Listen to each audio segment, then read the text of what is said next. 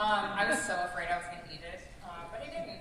My name is Jessica Marison. I'm the lead community manager for Bioware Edmonton and Montreal, and I'm also Morgan today. You don't know why I'm wearing this, but Morgan is wearing this in Dragon Age Inquisition, which is coming out fall 2014. Dragon Age Inquisitor. And Inquisitor, first reveal is the Inquisitor.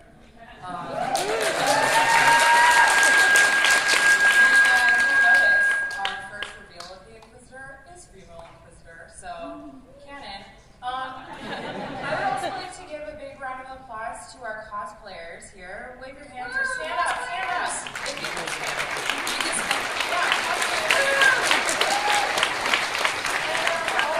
All of you fan artists out there who are kind of invisible right now, I'm sorry. You guys are awesome too.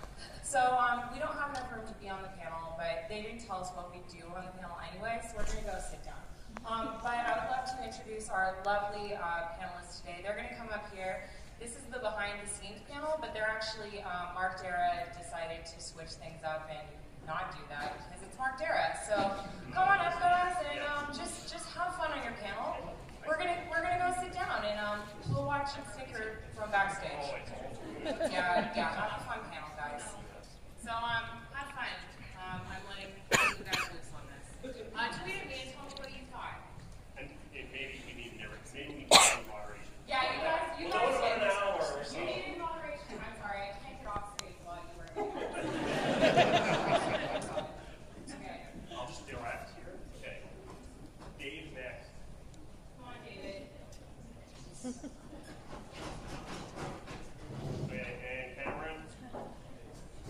Wow, look at that.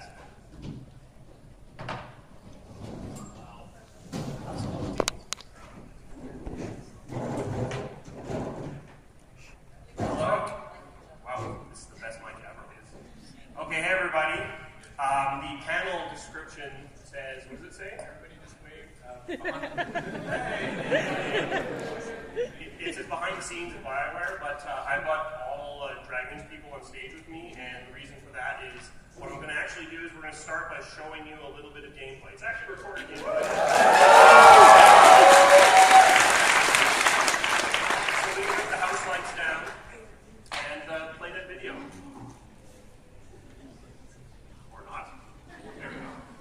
I hope you're prepared, First Enchanter. The Inquisitor has brought us a long way from the Circle. Rest assured, DSC, I am never truly out of my element. Outflexed by the ladies again. Crestwood isn't far. Let's be good neighbors and deal with that outlaw problem. Now before we start moving, let's take a quick look around. This is Crestwood. This area is bigger than any area that we've ever made, bigger than all of Dragon Age 2 put together. It would actually take you 15 minutes to run across in a straight line, if that was even possible. There's sort of a mountain in the way. And actually, this is far from the biggest area in Dragon Age Inquisition. Mike, why don't you start walking us through? Sure. So Crestwood is part of Ferelden. Its nation origins was set in, you're kind of coming home, but it's one that wasn't too heavily touched by the light. But more importantly, it's a place we've already been. We're a fair ways into the game here, and at this point, the Inquisition already has a presence in this region.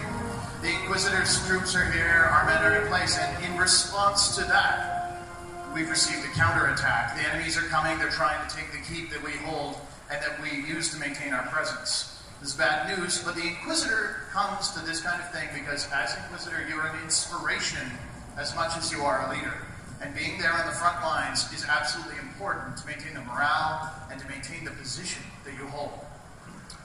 As we come down to the water, you can see the warboats coming in. We're in the middle of essentially a live event that's occurring, and also a coruscation of green energy. I love the word coruscation. What that is a side effect of that massive hole in the veil we talked about, the tear. These rifts are opening up throughout the world. Demons are pouring out, undead are coming back, magic is going crazy, and each and every one of them represents a real threat to the stability and safety of everyone that's nearby.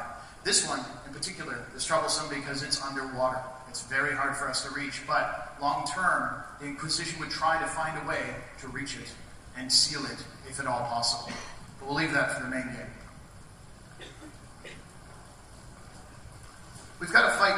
because obviously we're under attack. And one thing I want to make very clear, Inquisition does not automatically level its enemies to match yours.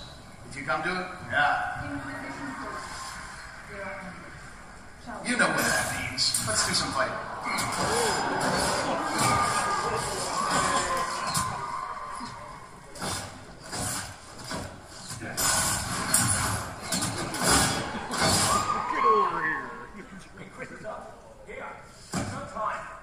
This doesn't sound good. So in addition to big, beefy sword swings, which feel extra physical and weighty, of course you have direct control over your camera. We want to give you the camera that fits your playstyle. And here, conversation is another version of that. Your Eminence, the call to defend Crestwood. It wasn't outlaws like we thought. It's Red Templars. They attacked the village to draw us out, and then a larger force assaulted the keep. The old tunnels, Inquisitor. They'll be inside the walls before we can rally. Now these are my men. They're here, some of them are hurt, and it's up to me to choose what happens next. You remember we said we didn't want to spoil too much of the story. Well, this event seemed like a perfect place to talk about the burden of leadership without giving too much away. And in this case, you see options to stay with the wounded, regroup, and head to the keep. But something I want to call out, you'll notice that additional choice bar, and that is optional. You can turn it on and off, but what we want to be sure is that whenever you're making a choice that has a direct action, the head hit, that the paraphrase is absolutely clear. So if you want to make certain you know exactly what role to take, there it is, right there for you.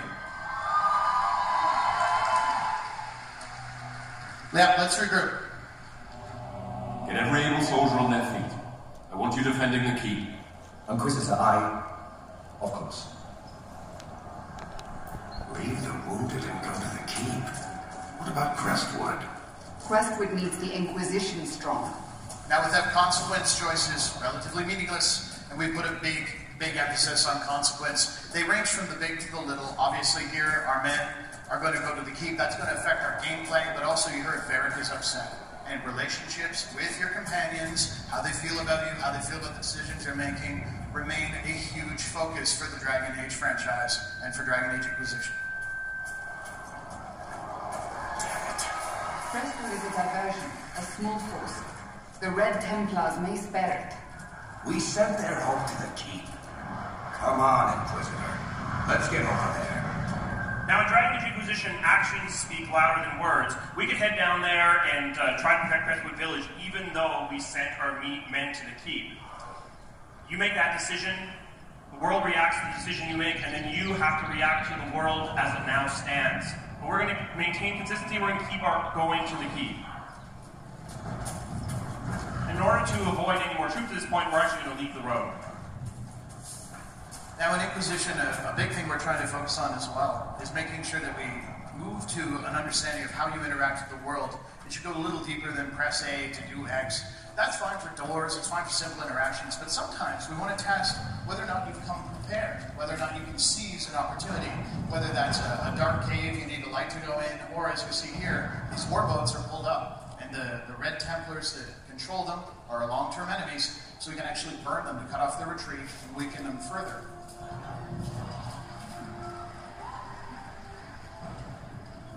And of course, we put a huge effort into locomotion, making sure that if you're stuck in mud, you sure feel it. Now here, we're using Antivan Fire. It's a potion you keep equipped on your belt. You only have a limited number, but you can use it to burn the boats, rather than press A to burn both. And if you had a fireball with your mage, you could achieve the exact same effect. Coming ready is a big part of exploring the world that we're creating.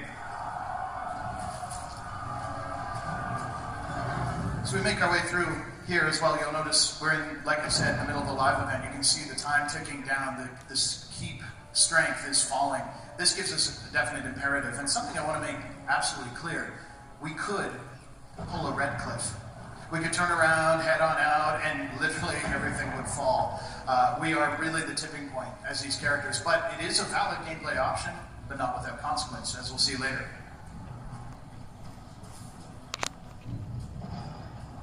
Here, you will notice a cave. It is not the cave. My favorite part, though, is when you're in a dark place, you of course want to use light. You want to be exploring, and something that we have pushed further is to make sure that, fire, that's pretty mundane. We're in this epic fantasy world. So we've got Veilfire. It's capable of being lit by ritual. You can keep it burning for a very long time without fuel because it's feeding off magic itself. And as a result, this flame has some special properties which can be very useful when you're exploring. Now, we don't really have time to study these right now. Normally we describe them, take them back to the Inquisition, but with our keep in danger, we've got some fighting to do.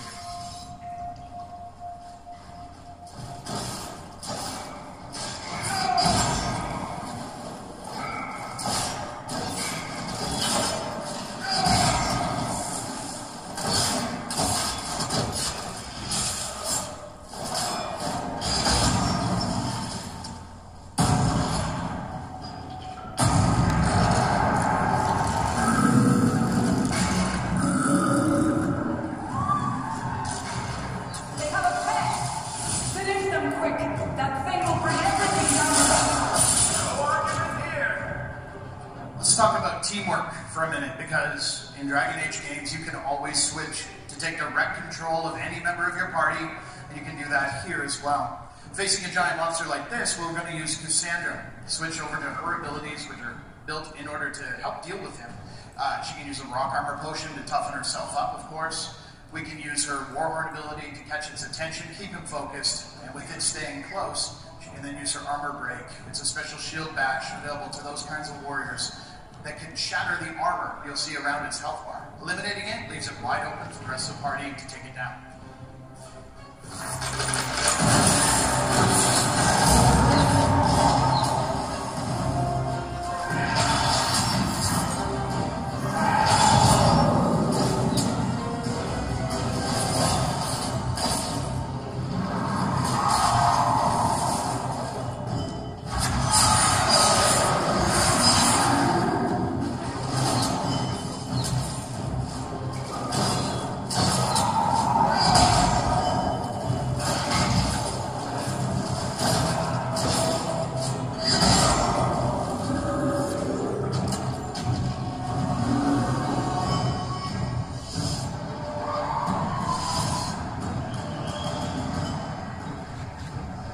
There's some really important things to note in the aftermath of a fight. First thing is your health does not automatically recover.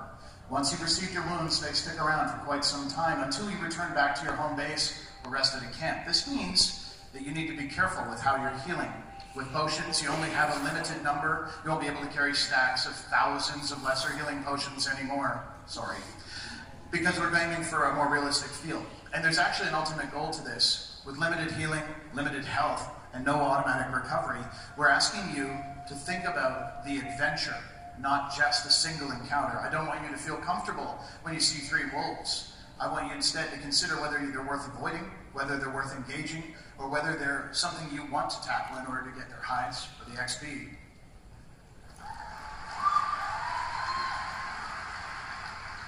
So at this point, we're actually going to jump ahead a little bit in time until after we would have finished securing our key.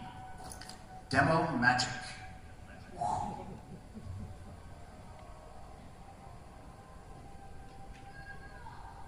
Thank you. So are you.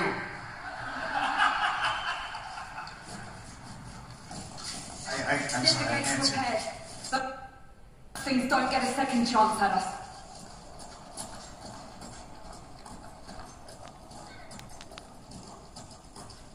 So if you recall, there was some trebuchets firing at the keep earlier. Let's head over that way and make sure We had that time we to properly prepare, secure them. thanks to the soldiers you sent back.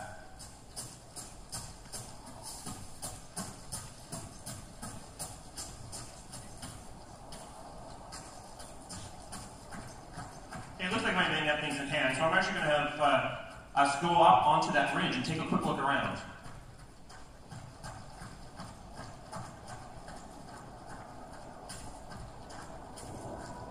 Now, as you can see, we're just scratching the surface of this area here today. This area is vast, and we're only seeing a tiny part of it.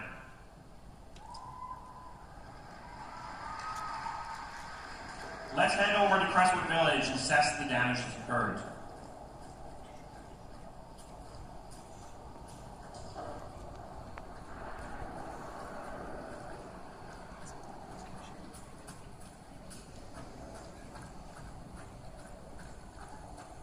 On the right here, you can see another cave. Caves actually are something you can enter seamlessly. There will be no load screen, and there will be caves dotting the landscape throughout Dragon Age Inquisition.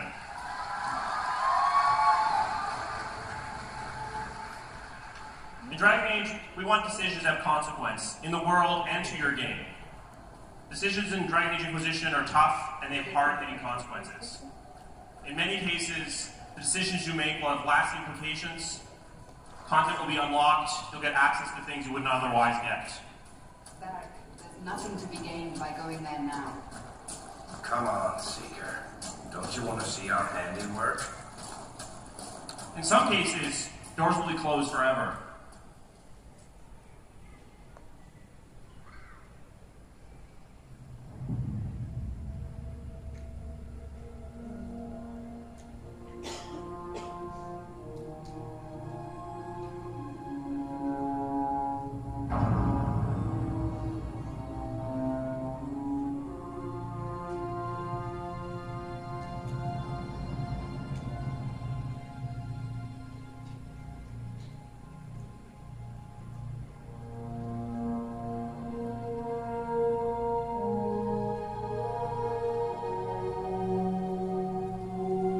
Inhabitants slaughters, Crestwood is gone, its story is ended, and the rest of the game should change as a result. This is a choice that we made, and we have to live with the consequences of it. Obviously, this is going to have an impact on our relationship with Vera. In a game like Dragon Age, that's something that's going to have a lasting impact. And this is one of the smaller examples of Dragon Age reacting to your decisions. We've shown you how this is actually locked away content, removed it from the game. What we're going to do is we're going to load a game at a different place and show you how you can actually unlock content. Now in Inquisition, you'll be traveling all across the world. You'll be going to snowy mountain passes, demon-infested bogs, barren deserts, and more. And with this next load, we're going to go to the place called the Western Approach. It is on the opposite side of the map. It's far to the west in Orlais, and it's a barren desolation for us to visit. Now this is by far the biggest game our studio has ever made. Dragon Age Inquisition is made of large, distinct areas, letting you explore a lot more of the world, from western Orlais to eastern Ferelden. This is ultimately a game of nations, so we couldn't confine you to a single city or a single province.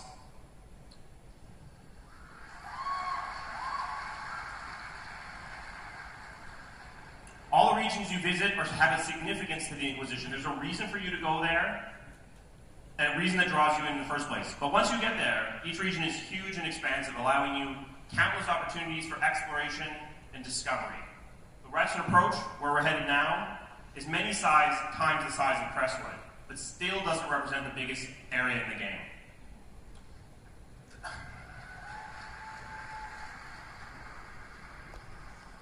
So when we talk about an area that's that big, the obvious question is, well, what do you do there? And that's the thing. The Western Approach, while large, is full of secrets. It's a place that was once held by the Dementor Empire. More recently, the Grey Wardens built a line of fortresses and watchtowers along the Abyssal Rift to defend against the Darkspawn during the Second Blight. And in the timeline for Inquisition, a cult, directly opposed to our goals, has moved into this area to try and uncover the secrets long buried in the sands. Most importantly, the Inquisition has no real stronghold here. We don't have a presence in the way we would. So, as this leads us to explore, the thing to note is that there's all kinds of opportunities. Every landmark you see as we look around, those are all places you can go, things you can explore and visit. And we want to get that sense of real exploration. No quests, holding your hand. There's a cave system you can see sort of the start of down there. You may not ever be told to go there. And we want to get back to the idea of true discovery. That you and your friend can have gone through this area and potentially found stuff that neither of you ever saw in the other game. That's our ultimate goal. Control this area. Taking it will not be easy. Now, of course, Inquisition is fundamentally a game party-based, and the party members, of course, continue to banter and chatter amongst themselves as you explore, but they also can offer help. They can spot things and call things out, things you might not otherwise see.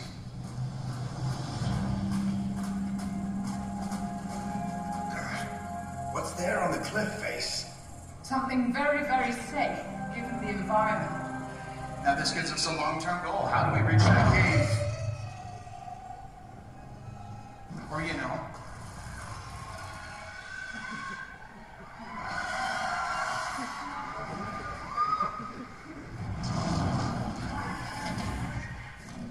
Two long-term goals. The whole valley there is filled with a noxious gas, almost impossible for us to get in. And of course, we now realize there's a dragon in the area. We wanted to make sure that large threats like dragons or enemy fortresses are always visible, something that you are aware of and grow in understanding. And of course, they become part of your long-term plan as you play. Speaking of, this keep you can see in the distance here is one that we've been working on in this save. We've had a plan to try and weaken it. We've drawn its troops out to kind of, attack them outside the walls. We've managed to poison the well. So it's in worse shape than it normally would be. And a keep like this is a very tough fight. Well, tougher outside of the demo, let me be honest. But the simple truth is that, by weakening it, we're actually able to, gain some significant ground. But that's all long-term planning. Short-term, there's a number of significant things we can do in order to improve our odds when we're facing a superior force. The first thing is, of course, your equipment. Very vital part of Inquisition. Here we can look through our weapons and find that, 46. Very powerful First Inquisitor's Flame, a huge two-handed sword. But we've heard you guys like to change your party's equipment. Thank God. And you may notice they're all wearing different armors than they were in Crestwood, because you can absolutely do that. You can change the weapons within their class as well. So let's pull that sword out and take a look, if we could. Yes.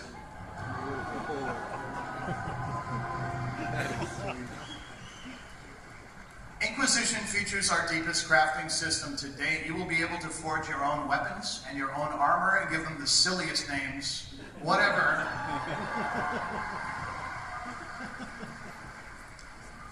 As well as an incredibly intense alchemy system to carry more potions and so on. But all that is great. We've even got some situational things. You notice the enemies there are not immediately charging us. We don't want battles to get up in your face. We want to give you time to prepare. We want to give you time to execute a strategy and to think tactically.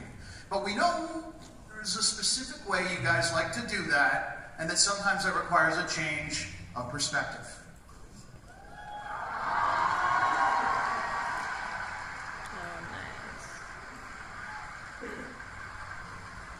Tactical View isn't just back, it's back for every platform. It has never been on consoles. And with it, of course, you can, in pause time, you can issue orders, tell your characters to move to different points, set their targets, tell them to use abilities, leave ice traps. All of that can be done as part of your long-term strategy. And then, without changing your perspective, you can choose to engage. Start time, continue moving with the most free-floating camera we've ever had, then take your next steps. Continue with your plan, lay it out, and then at any time, return back to full action play over the shoulder, third person. It's up to you how you want to play.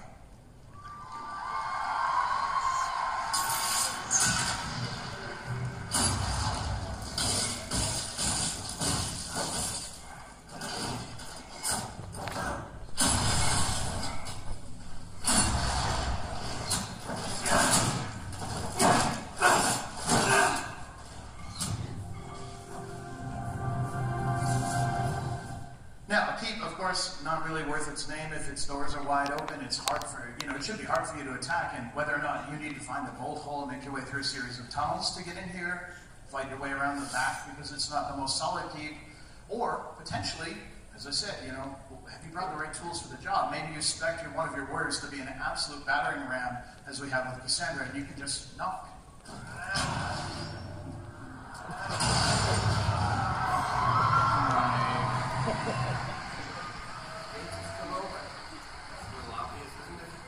Very. Expect a standard formation of ranged enemies on the walls and expendables guarding them. My dear, we render them all expendable. Now, interacting with your environment is a huge part of Inquisition and should be not just something when you're exploring, but also as part of your battle plans. And as As we can see here, we've got a line of soldiers there, but archers up on that bridge, they would be absolutely difficult to reach. We'd have to climb ladders or make our way around to the walls. But we noticed that bridge was a little bit rickety, giving us a huge opportunity to freeze these guys in place so our warriors have a clear run to that support.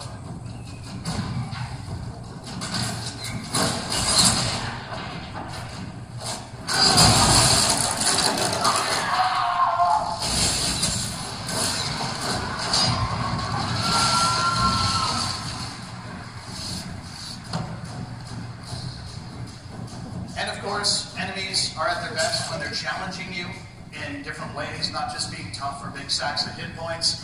That's where a gladiator here has a huge shield deflecting arrows, deflecting spells, making it very hard to take him down unless you use teamwork to properly flank him. Sometimes you even have to open up new routes to reach him in the course of that.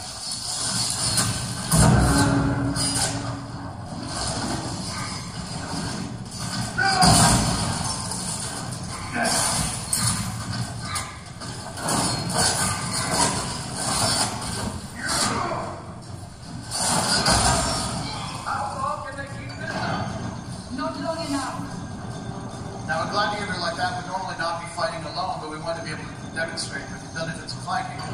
Let's take a look at fighting an enemy team that works together a little more intelligently.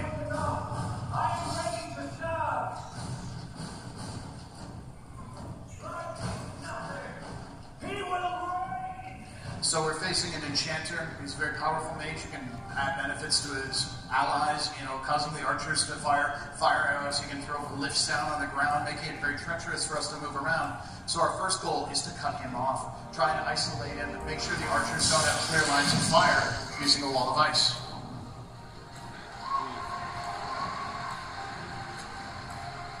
More than just destroying parts of the battlefield, we want to make sure you create zones of your own advantage and do so on the fly.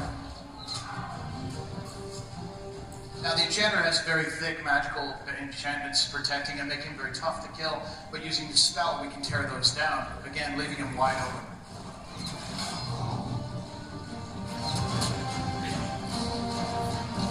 And when things get hairy,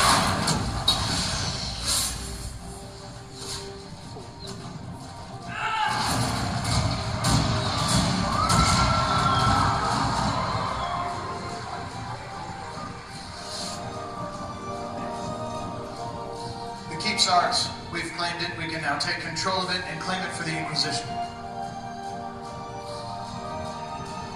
Good job.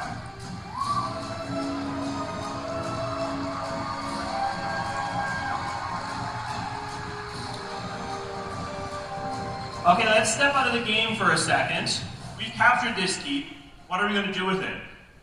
Keep capturing represents just one of the ways you'll influence the world in Dragon Age Inquisition.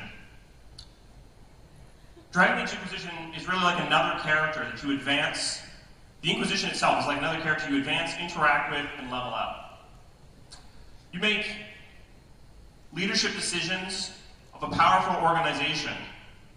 It's the deciding factor in the balance between the mages and the Templars, in the fate of nations, and you decide how you deploy your troops and agents. These decisions will strengthen you and your Inquisition in different ways. Capturing keeps is like getting new equipment for your Inquisition. Once you get it, you can then customize it. You have a keep like this. If you want to customize it, it's for something that's espionage, secrets, information gathering, or a little bit more inviting, commerce, connections, place for merchants, or, as we're going to do today, you want something that's focused on pure military might.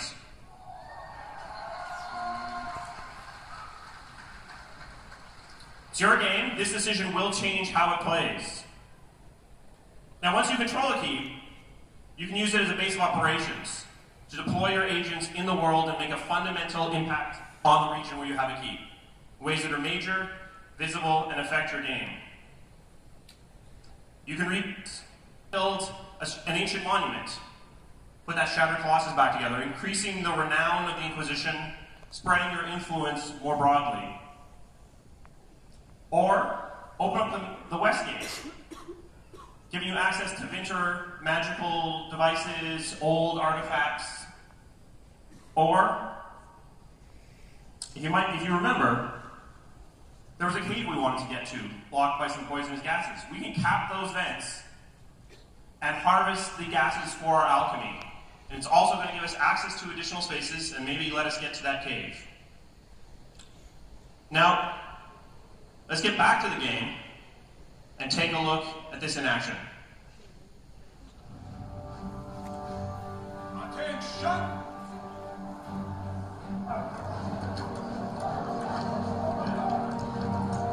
At ease!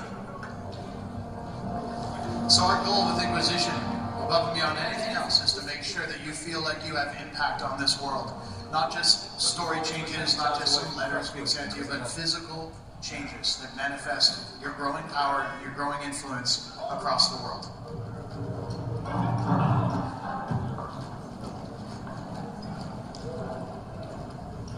A new keep like this not only offers opportunities for the Inquisition to work its way forward, but also for you to rest, to recharge, to replenish your potions, to get a new party member. All those things are now possible. You essentially have a new home base, but not the only home base.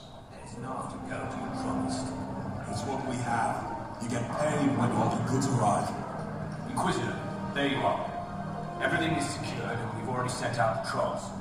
Now we asked ourselves, are there things that we could do to keep that player empowerment, to keep you in charge of your game, even when it comes to conversation, which normally is a mode the game enters, often outside of your control. In an event like this guy comes up, he doesn't have the most critical information, so you can actually toggle between the modes, deciding whether you want to engage with him, ask him a series of questions, maybe learn some new info, or if you prefer, to simply walk away. Carry on. Of course it doesn't. It's the little things. It is. As we make our way through the keep, we'll return to the more barren wilds of the desert, so you'll be able to see the first steps of the Inquisition spreading its influence.